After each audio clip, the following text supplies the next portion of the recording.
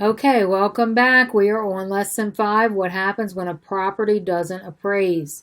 We are on we are on unit 5, the listing presentation. So we are going through all the things we need to do to make sure that we get the proper price, present everything, and this is all the lessons we have in this unit here. Okay, so we're going to move on. If you're following along, if you're new, welcome. And you might need to go back and review some other videos. I don't know. Depends. Sometimes properties don't appraise for their sale price. If the property appraises higher, no problem. But usually when there's a difference and the property appraises lower, we're going to focus on that later during this lesson. And I've been in situations where this happens when a property doesn't appraise for what the buyer wants. When an appraiser determines a property value to be less than the sales price, the lender will not approve the loan. I've had this happen. I've had it happen to me personally, and I've had it happen in a sale. It will only underwrite the lesser of the two values, so most buyers will have an appraisal contingency written into the contract, which allows the buyer to back out. It's happening a lot in this market, as discussed in my last video, where we have buyers that are going $10,000 to $20,000 over the listing price so they can get this house. And they're trying to beat out 3 or 4 other buyers that want the same house. And it doesn't get appraised, so they have to either come up with the difference out of their own pocket because the lender is not going to give them that money. Okay? The lender is going to go with whatever the appraiser says it's valued at. They're not going to approve a sale for $10,000 to $20,000 over of what the house is valued at. So you're either going to have to come up with it in cash if you got that kind of cash going on, or you're going to have to forfeit your sale. You're going to have to go back into the market and compete with other buyers again at a lower price. You try heading this problem off at the pass. You could ask that the sellers be present at the appraisal to point out features that may not be obvious. Pushy sellers that use this approach can backfire. And you can also provide the appraiser with copies of your CMA. I mean, they may not even look at it. And they might. It depends on the appraiser. Be prepared to challenge an appraisal if you believe it's incorrect, but be sure of your position. I mean, if it's like super low ball, then yeah, you want to go in there and challenge them. If the second appraisal is ordered, it might come in even lower. You might not be anyone's favorite agent then. You got to step on these kinds of things carefully. Options when the appraisal and sales price don't match. You cancel the transaction and provide the buyer with a refund of their earnest money. You reduce the sales price to be in line with the appraisal. The buyer and seller could meet in the middle. The buyer could increase the down payment to make up for the difference of what I was just telling you. If you're a buyer and you got that kind of cash going on, 10 or 20 over, and you could cover the difference that the bank won't cover, then hey, you can keep it. The resource discovers how appraisal values amount a lender will approve for the loan. Now, licensee, this is going to be you, so you put your name in here because this is going to be you in the future. Licensee Kiera, you, worked with a couple who was pre-approved for a loan up to $100,000 but found out that they were looking for a price of $60,000, which the sellers happily accept. The appraiser value came in at $80,000 for what the amount the lender would approve a loan.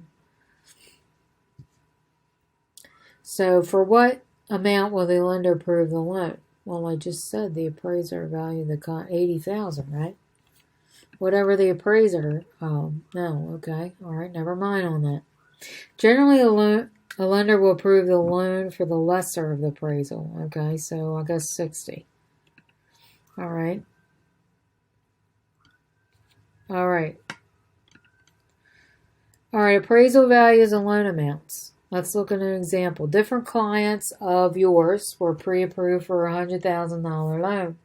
After weeks of looking, they found the perfect starter home and made an offer of $80,000. The sellers agreed to the price, and a short time later, the lender had an appraisal done, which came back at $60,000. For what amount will the lender approve the loan? Right, and this has happened to me personally.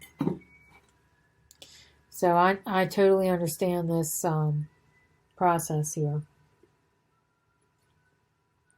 This happened to me personally, and I had to let the house go because I didn't have an extra 20 grand to come up with.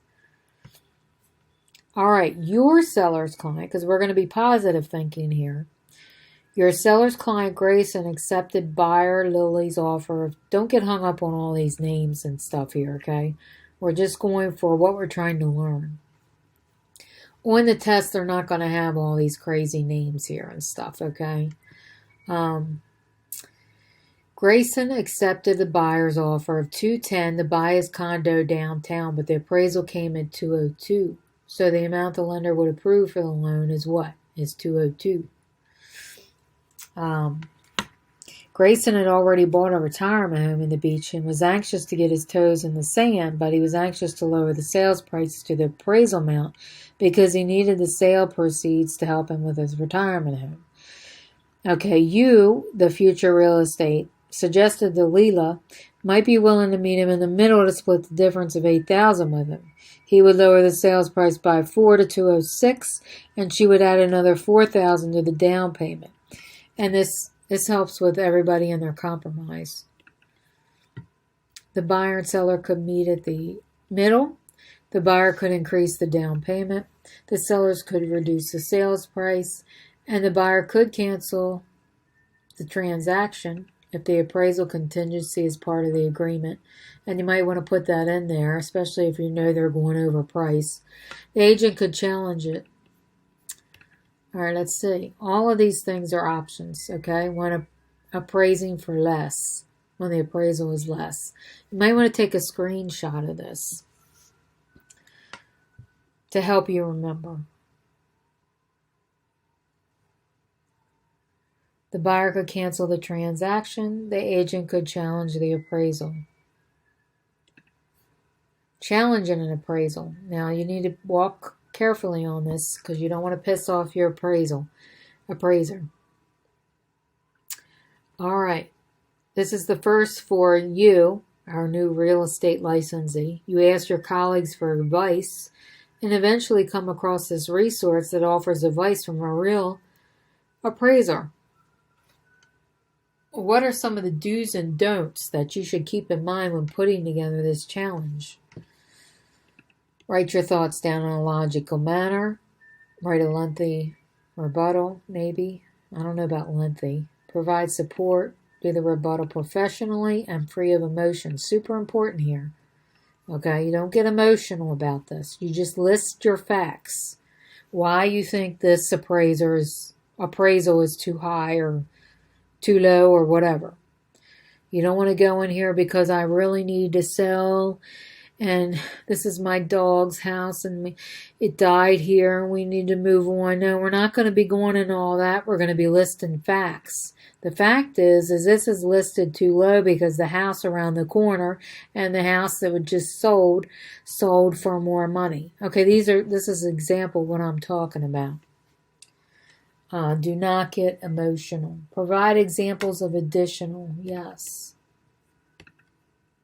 Okay, I got one of these wrong. Okay, this is what I thought. I didn't think we should write a lengthy, detailed rebuttal. It should be short. Okay. No, we don't want to do that.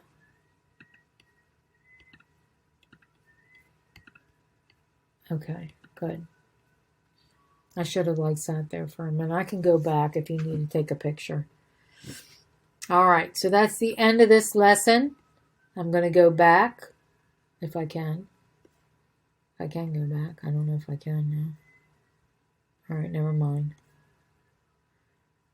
All right, we just have to watch the video again and try and get them pictures. Okay, so we just finished this when a property doesn't appraise, what you should do. The next lesson is validation and market analysis and Maryland study tools. Now, this could be specific to Maryland, so I don't know if you want to tune in or not to this, because I am working on getting my Maryland real estate license. So some of these things are specific to Maryland, and this next lesson might be specific to Maryland. I don't know. I haven't taken it yet. But if you start the lesson and it ends up being not relevant to you, then just tune off the video. But I need you to come back for the unit exam. So whether or not you come back on the next lesson is up to you. It might be something you can use in your state. I don't know. But anyway, thank you for watching, and I will see you on the next video, whatever it ends up being.